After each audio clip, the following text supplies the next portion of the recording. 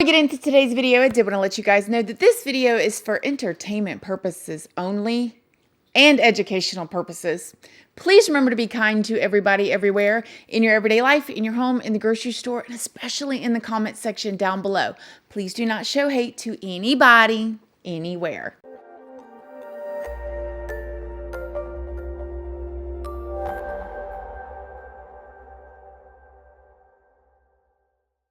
Good morning, my lovelies, my beauties, my friends. My name is Christina and welcome to my channel. If you're new here, thank you so much for clicking on this video. I really hope that you will subscribe, stick around, take a chance in hearing some things that I have to say. And if you are a returning subscriber, y'all already know, y'all are my babies. So good morning, good morning, good morning. How is everybody doing today? I hope you all are having an amazing day. I have missed you guys so much now. I know that y'all may not feel like you miss me too much because I made sure to have videos ready for you guys, but me and my family were in Mexico. It was so amazing. If you guys are not following me on my second channel, Casually Christina, it's always linked down in the description box. Over there, I will be posting some vlog footage, some family footage if you guys are interested in that kind of thing. Also, if you don't know, I also have a Patreon. My Patreon is for 18 and up. Over there, we do more personal stuff, personal story times. We go live. It's a good time if you're 18 and up and you want to join. And then I also have an Instagram, and all of those are always linked down in the description box if you'd like to come and check me out. So, yes, I missed you guys, and I'm back. And while I was gone, yes, I saw the 5,000 emails, DMs, honey, tagging me on every doggone post to tell me about Aiden's mama done got arrested. Now, I'm going to try to keep this together here and try to remember that not everybody has been keeping up with this case like me and you have. So I'm going to give you guys a quick little rundown in the beginning, and then I'm going to tell y'all what happened. I'm going to read to you guys some of the police report. And then I'm going to give you guys some of my opinions like I always do at the end. So stay to the end if you want my opinion, okay? Tristyn Bailey was a 13-year-old, 7th grade little girl who was reported missing on May 9th of 2021, which was last month as of this video, about 10 a.m. on Mother's Day morning. So she was reported missing when her parents realized that she wasn't home. Now, Tristyn was one of 5 children. So she had in the home her mother, her father, and they did speak up and say they always wanted a big family. So it was the mother, the father, and 5 siblings, and they called themselves the Bailey 7. Tristyn Bailey, the Bailey 7. Very, very tight-knit family involved in their church and in their community. They lived in a very nice community. I mean, these homes were $500,000 and up. Big, giant, nice. I mean, the community had hardly no crime rate in this community, like virtually nothing. You know, everybody knew everybody. There's actually even neighbors that have spoken up since then and said that they would walk their dogs at like midnight. Like these people are just really, really close knit. This big old neighborhood was split up into different sections, and every little section of the neighborhood had their own clubhouse. So the kids that were in that section could meet at the clubhouse, or they could go to their friend's clubhouse in another section. I mean, it just sounds amazing. Sounds like I would want to live there. Okay. This did happen near Jacksonville, Florida, and Bailey, who again was 13 years old and in 7th grade, was very much involved in competitive cheer. Okay. So she would travel all over with her, her mom would take her to all these competitive, cheerleading events, and she was really, really good at it. She worked really hard and she loved to cheer and wanted to go on to cheering in high school and then into college. Now, when she was reported missing on May 9th, 16 hours later, her lifeless body was found in a wooded area near her neighborhood, and she had been stabbed 114 times. You guys, I have other videos that I've done on this. You guys go and check them out if you want more details about all of that. But there has been an arrest that has been made, and the person that was arrested was a 14-year-old little boy named Aiden Fucci. He also lived in this neighborhood as well. Now, people have been digging into this whole, like, him living in this neighborhood. Allegedly, he and his mother moved in to this home in December of 2020. So they hadn't even lived there 6 months, honey. And the boy's already being arrested for murder. Okay, now, it is innocent until proven guilty, but the state's attorney and the elite investigators have come out and said they have an overwhelming amount of evidence that they feel like they have the right person arrested for the murder of Tristyn Bailey. Now, again, her body was found in the woods, stabbed 114 times. 14-year-old little boy was arrested. Now, when they searched the home, they found different items in the home that allegedly had DNA on it of Tristyn's. It had her blood on it. There was a pair of shoes, later a pair of jeans, and other items. They haven't said all of the items that they found yet, but they won't because they don't want to compromise the integrity of the investigation. Now, we know all this part. What is the update? Well, while I was down there in Mexico on vacation with my family, the mother of this 14-year-old little boy was arrested on a felony charge of tampering with evidence. Well, what did she do? Oh, I'm about to tell y'all. This woman allegedly went up in the house after she knew her son was being arrested for this and took the jeans that he was wearing that night, allegedly, and washed them in the sink, trying to remove the blood off of them. The cops would later come in there, confiscate those jeans that were at this point hanging up damp and wet, and they ran DNA test on it. And not only did the jeans still have DNA on it, blood DNA, they have not said whose DNA it was yet, but they also found the blood DNA in the sink where she had washed it. Now, how did they know that this happened? Well, they had cameras inside of their house. Okay, so Aiden's mom, her name is Crystal Smith, Aiden Fucci's mom, they had cameras inside the house. So they confiscated the cameras too and saw her on camera washing them. But how did they know to think of this? Somebody allegedly told on her. So real quick, I'm going to read you guys the police reports, not super long. Then we're going to go over a little bit more. Then I'm going to give you guys my opinions because the tea, you guys. Now, we don't see this happen a whole lot. Okay, we don't see this happen a whole lot. So this is very interesting to me. Tampering with or fabricating physical evidence.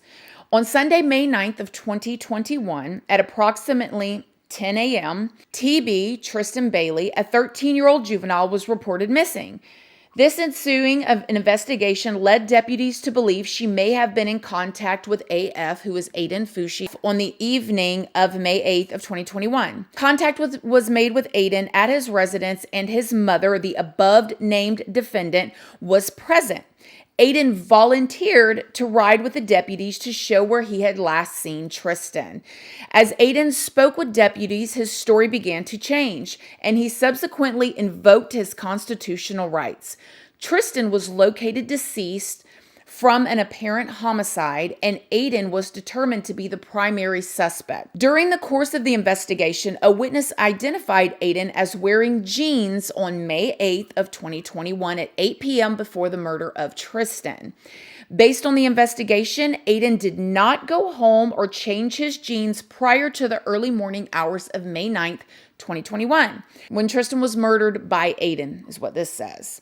Moreover, video surveillance during the early morning hours on May 9th indicated that Aiden was wearing jeans. During the course of the homicide investigation, video surveillance was obtained from the defendant's residence. Video surveillance confirmed deputies speaking with Aiden with the defendant present. Now, the defendant at this point, they're speaking about Aiden's mom, Crystal Smith, okay, because this is Crystal Smith's arrest report, not Aiden's, although they're talking about him a lot. Just want to make sure you guys are following. I have a hard time following things, so I'm trying to help you guys out. After Aiden left voluntarily with deputies, the defendant can be observed on her video surveillance going to Aiden's bedroom at approximately 12:55, retrieving what appeared to be a pair of blue jeans, taking the jeans to the adjacent bathroom, and appeared to be scrubbing the jeans in the bathroom sink. The defendant was then observed on the video taking the jeans to her master bedroom for a period of time. A witness can be observed from the video surveillance inside of the residence at 13:05 and appeared to have a discussion with the defendant. The defendant retrieved the jeans several times before the defendant returned the blue jeans back to the bedroom of Aiden at approximately 13:28. During the course of the homicide investigation, Aiden was transported to the St. Johns County Sheriff's Office and placed with his biological father and biological mother, the defendant, in an audio and video recorded interview room. We all know this because we are invested in true crime. Okay. While in the interview room, Aiden's parents asked him about anything that would be on his clothes from the previous night. Aiden advised he was wearing blue jeans. The defendant asked Aiden if he was sure there was nothing on them. Aiden responded, "I think so. Why?" The above named defendant could be observed giving Aiden a questioning look and whispered, "Blood." The witness from the residence was identified and contacted on May 12, 2021 at her residence. Detectives conducted an audio recorded interview in which the witness advised the defendant located a pair of damp jeans in Aiden's bedroom hamper. The defendant asked the witness if she saw anything on the jeans and stated she washed the jeans. The witness stated the defendant stated that she didn't know if there was blood on the jeans or not. The witness advised she could not see anything that appeared to be blood on the jeans, but asked the defendant why she washed the jeans and stated the defendant could get in trouble for washing the jeans. The blue jeans in questions were located during the search warrant on the above-named defendant's residence located in Aiden's bedroom. The blue jeans tested positive for the presence of blood. Additionally, the drain of the bedroom sink in which the above-named defendant was observed scrubbing the blue jeans tested positive for the presence of blood. So that's Aiden's mom. So she was arrested. So there's so many questions going around, like, why do they have cameras inside of their house? A lot of people have cameras inside of their house. I have cameras inside of my house in certain places. There are different reasons. I would assume most people do not have cameras inside of their home, okay? If you have cameras inside of your home, there's a reason why. Typically, just normal, everyday people don't have cameras inside of their home. Like, I have them for a specific reason, okay? I believe they have the cameras in their house for a specific reason, and it could be because of Aiden's behavior. I don't know. This is just my personal opinion. You know, I mean, to me, a kid, they may have seen things from this kid before, because even me as a mother, why would I don't even think I would even think to go and wash the jeans, like to go and get the jeans, to wash the jeans. You know, like that wouldn't even be a thought in my mind to do that. And also the fact that the mother allegedly, according to this police report, leaned over to her son in the interview room, which, honey, you know she don't know nothing about true crime, because anybody knows that all of those rooms are recorded. They are, even if you don't see a camera, honey, they are listening to you. They have very, very, very serious audio recording like devices that can pick up on anything. I'm talking about your stomach grumbling. They hear it like it's a tornado. Whoa, whoa, whoa, whoa, whoa. Like, don't do that. Or matter of fact, if you are guilty, please do that. If you watch this video right here, you will see how they use that exact same audio in an interview room to basically find them guilty. Okay, so if you haven't watched that one, go and watch that one. Nevertheless, what kind of relationship does this woman, Crystal, she's out right now, so she could be watching all of these videos, right? What kind of relationship does this woman, Crystal, have with her son to the point that she would lean over and ask him if there was blood on the jeans? Like, why would you, like, that's the part that is so fascinating to me. Like, what is going on between these two? The mother and the son, that, like, to me, if they came and arrested my child for murder, like, or it was in, like, those things would be the furthest thing from my mind. Like, you know, what kind of relationship do they have? What has she heard her son say before? What has he done before? Why are those cameras in it? You know what I mean? Like, there's a lot of unanswered questions. Now, when I found out that she done this, I really wanted to think about this long and hard, because I am a mother, okay? And I am a boy mom too, right? But as far as especially my little one, he is a rough and tough and tumble and break an arm and jump off of this and climb on the roof type of boy, okay? So it's a lot around here. So I'm trying to put myself in her shoes. And I pray that I never have to experience any of that, what she's experiencing right now. And I pray that none of you guys ever have to experience it either. But I'm telling you right now, if you murder somebody, sometimes the best things that we can do for our children is allow them to take responsibility for their own actions. Like, you know what I'm saying? Like, you know, we're not talking about flushing a dime bag down the toilet. Okay, we're talking about covering up a literal murder, possibly, allegedly, or attempting to destroy evidence. If you think that your child is murdering people at 14, what do you think he's going to do when he gets 20? What do you think he's going to do when he gets 25? What, you think you're going to bring him home and tell him, oh my gosh, you're grounded for a month. Like, I had to cover up your murder. Like, what are you thinking? Like, I don't understand that. Okay. I don't. Like, you can still love your child. And I'm talking to anybody that wants to hear this. And I'm talking to myself too. You know, you can love your child, be there for your child, support your child, but also, like, do the right thing. Like, this is I cannot understand her train of thought with this. I'm going to be so interested to see if she takes this to trial, if she tries to take a plea deal, where her head was at. I'm very, very, very curious if Aiden is going to take this to trial. Now, if you guys don't know, because he has been charged as an adult. Okay. So life without the possibility of parole is on the table for him, but the death penalty is not on the table for him because he is a minor. So that's not even an option, which leads me to believe he may take it to trial because he's not going to get the death penalty anyways. But then I also, it makes me think, well, maybe they may offer him a plea deal. They may offer him a deal that he can't refuse. The true crime sleuth that I am wants him to take it to trial because I want to know every little detail. I want to know everything they got. Okay. And if he takes a plea deal, we probably won't know a lot. But then also the woman to woman, mom to mom, parent to parent doesn't, I feel for Tristyn's family, and they probably don't want to have to go through a whole trial because that takes a long time. It's not an over the night thing. So I guess we'll just see what happens. As far as the mom goes, like, at first I thought, how are they going to prove that she intentionally washed the jeans?